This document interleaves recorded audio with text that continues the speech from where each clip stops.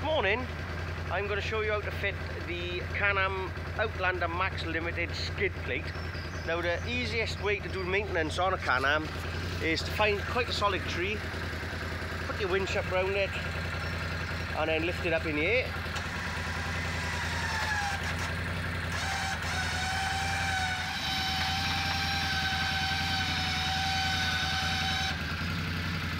And here we have it, ready to do full maintenance. The quad is up in a good working height, and I can move it and adjust it as much as I need. I'll now go and get the kit. Here's the kit, come from Israel this morning. I thought I was buying from the States, but turned out it came from Israel. Let's have a little look what we got.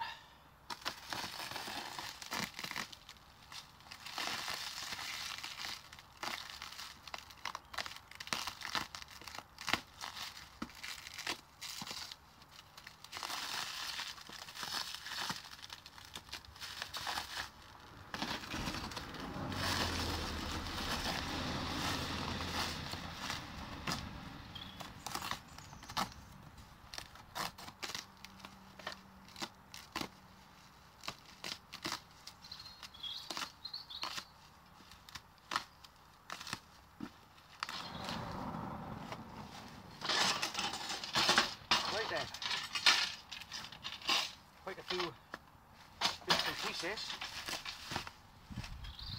Here's the centerpiece.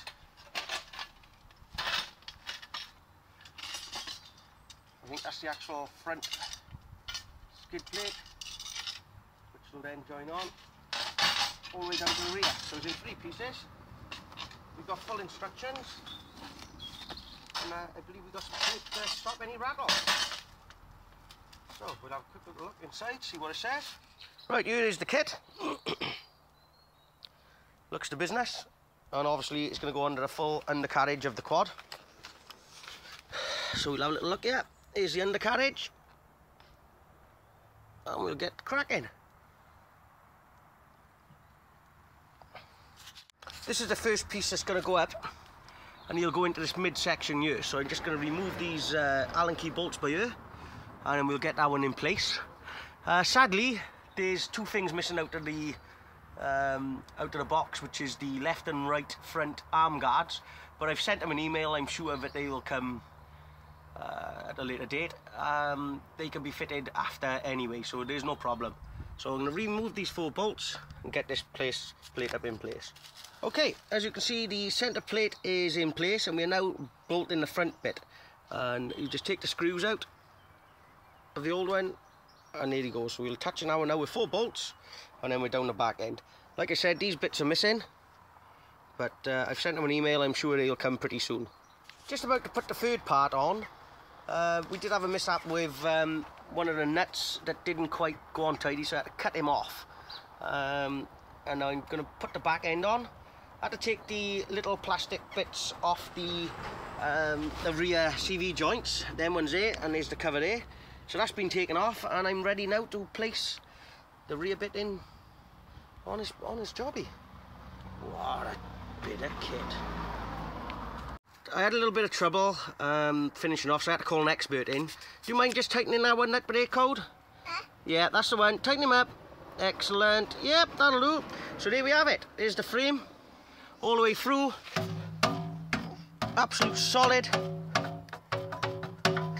I think what I'll do is give it a bash about up the mountain, come back, and then check all the nuts and bolts to make sure that they're tight.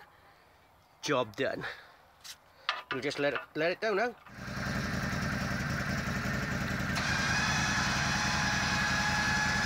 Down it comes.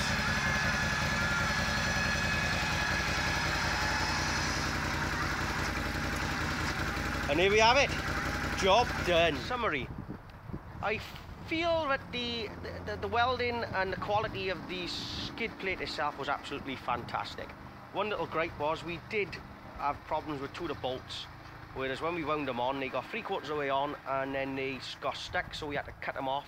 I ground the one off and drilled the other one off. The quality of the nuts and bolts could be a little bit better, but as for the actual workmanship, fantastic. I bought it off eBay.